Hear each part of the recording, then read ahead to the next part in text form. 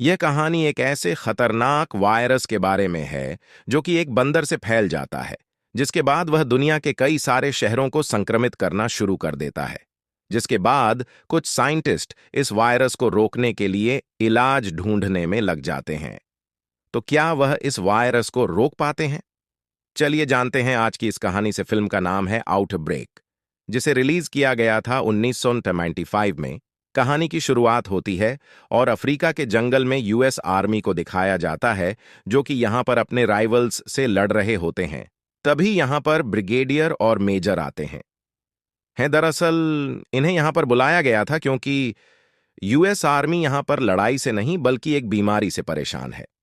अब ब्रिगेडियर और मेजर एक मरीज का सैंपल लेते हैं। इसके बाद उन्हें बाहर ले जाया जाता है, जहां पर बहुत सारी लाशें पड़ी होती हैं। उनसे कहा जाता है कि अंदर जो मरीज हैं वह फर्स्ट स्टेज पर हैं। ब्रिगेडियर उनसे कहते हैं कि तुम्हें चिंता करने की कोई जरूरत नहीं है, जल्दी ही हेलीकॉप्टर से मेडिकल फैसिलिटी तुम तक पहुंचा दी जाएंगी। और इसके बाद वो दोनों हेलीकॉप्टर से यहां से निकल जाते हैं। अब कुछ ही देर के बाद यहां पर एक रॉकेट आता है जो कि सूट से नीचे कुछ फेंकता है, लेकिन यह एक बहुत ही बड़ा बम होता है जो कि इस जगह को पूरी तरह से तबाह कर देता है। अब दरअसल क्योंकि इस जगह पर एक खतरनाक वायरस फैला था, इसलिए इस पूरी जगह को तबाह कर दिया ताकि यह वायरस बाहर दुनिया में ना पहुंच सके। अब इस जगह के तबाह होने के बाद हमें दिखाया जाता है कि कुछ बंदर इसी जगह से बाहर निकलते हैं।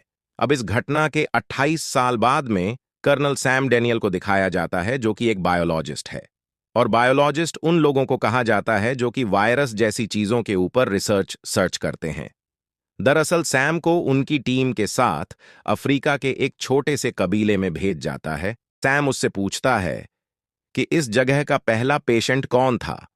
वो बताता है कि इस कबीले का एक लड़का एक गोरे आदमी के साथ जंगलों में काम कर रहा था, और जब वो लड़का वापस लौटा तो उसने गांव के कुएं से पानी पिया, जिसके बाद से ही सभी लोग बीमार होना शुरू हो गए और इस वायरस से इंसान की 2 दिन में जान चली जाती है। बाद सैम अपनी लैब में जाता है, जहां जाकर वो उसी गांव से लाए हुए ब्लड सैंपल को चेक करता है। चेक करने पर उसे पता लगता है कि ये वायरस वही वायरस है जो कि आज से 28 साल पहले फैला था, और इस वायरस का नाम मोटापा है। वहीं अफ्रीका के जंगल में दिखाया जाता है कि कुछ लोग एक बंदर को पकड़ते हैं, जिसके बाद उसे पानी के शिप से अमेरिका लाया जाता है। अब सैम किसी तरह से उस शिप का पता लगाकर वहां पर पहुंच जाता है। सैम यहां पर क्रू से कहता है कि मैं यूएस आर्मी का एक डॉक्टर हूं, मुझे तुम्हारी मदद की जरूरत है। शिप का जो क्रू होता है वो सैम को एक कमरे में ले जाता है, जहां पर उस आदमी की डेड बॉडी होती है जो कि अफ्रीका से उस बंदर को पकड़कर लाया था। वो भी डप्पा वायरस से मर चुका था। सैम को इस रूम में उस बंदर की एक फोटो अभी मिल जाती है, इसलिए सैम उस बंदर की फोटो नेशनल टेलीविजन पर दिखाता है और बोलता है कि अगर किसी ने भी इस बंदर को देखा है तो वो इससे दूर रहे, और जल्द से जल्द हमें इंफॉर्मेशन उसकी बेटी ने इस बंदर से दोस्ती कर ली होती है। वो सैम को फोन करके उसे इन्फॉर्म करती है। अब सैम अपनी टीम के साथ वहां पहुंच जाता है और सैम उस बच्ची को, जिस बच्ची का वो बंदर दोस्त है, वो उससे कहता है कि तुम्हें उस बंदर को यहां बुलाना होगा, सबको उस बंदर की जरूरत है। वो बच्ची उस बंदर को जंगल से बाहर बुलाती है, और जैसे ही वो बंदर बाहर आता है तो उसे गनफायर से बेहोश कर दिया जाता है। वहीं हमें यूएस आर्मी को दिखाई जाता है, जो कि पूरे शहर को ब्लास्ट करने के लिए अपने हेलीकॉप्टर को भेज चुके थे। इसके बाद सेम ब्रिगेडियर को कॉल करके बताता है कि हमें होस्ट मिल गया है। ब्रिगेडियर कहता है कि कुछ देर के लिए मैं हमले को रोक सकता हूं, तुम जल्दी से मुझ तक पहुंच जाओ। अब सैम उस बंदर को लेकर लैब तक पहुंच जाता है, जहां पर कि उस बंदर की बॉडी से ब्लड निकालकर दवा बनाने की तैयारी शुरू हो जाती है। सैम इस दवाई की वैक्सीन बना चुका होता है, जिसमें वो सबसे पहली वैक्सीन अपनी वाइफ को देता है, जिससे वो ठीक होना शुरू हो जाती है। अब सैम को बताया जाता है कि शहर पर बम गिराने के ऑर्डर को अभी भी पूरी तरह से कैंसिल नहीं किया गया है।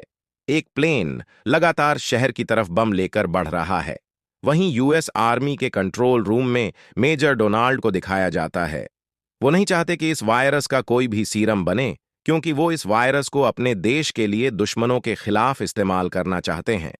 इसलिए ब्रिगेडियर के बताने के बाद भी कि इन्होंने दावा बना ली है, वो शहर को पूरी तरह से खत्म करने का ऑर्डर देते हैं।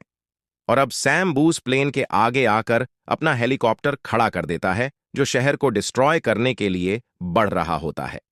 वो उन्हें बताता है कि हमारे पास इस वायरस की दवा है, और अगर तुम शहर पर बम गिरा देते हो तो तुम सभी बेगुनाह लोगों की मौत के जिम्मेदार हो। दूसरी तरफ मेजर डोनाल्ड लगातार उन्हें ऑर्डर दे रहे होते हैं, और वो जानबूझकर बम को समंदर के ऊपर गिराते हैं, जिससे शहर बच जाता है। अब मेजर डोनाल्ड उन्हें एक बार फिर से ऑर्डर देते हैं। वो कहते हैं कि वापस बेस पर आकर बम को दोबारा लटकरो और उसे शहर पर फेंको, ताकि हम इस शहर को पूरी तरह से खत्म कर दें। ब्रिगेडियर को यहां पर गुस्सा आ जाता है। वो कहता है कि अब तुम्हारे कोई भी ऑन ऑर्डर नहीं माने जाएंगे। तुमने प्रेसिडेंट से सच छिपाया है, इसीलिए तुम्हें अरेस्ट किया जाता है। डोनाल्ड कहता है कि मेरे साथ तुम भी फंसोगा, क्योंकि 48 साल पहले ये दोनों ही थे जिन्होंने इस वायरस के बारे में दुनिया से छिपाया। वहीं उस एरिया को जहां पर यूएस आर्मी के बहुत सारे जवान उस वायरस से इफेक्टेड थे, उस एरिया को बम से उड़वा दिया था। लेकिन ब्रिगेडियर कहता है कि अब ये बात हमारे हाथों से बहुत दूर जा चुकी है, और अब इसके बाद मेजर डोनाल्ड को गिरफ्तार कर लिया जाता है। आखिर में दिखाया जाता है कि सैम अपनी वाइफ रोविन के पास जाता है, जो कि अब पूरी तरह से ठीक हो चुकी है, यानी कि इन्हें इस वायरस का एक सही इलाज मिल चुका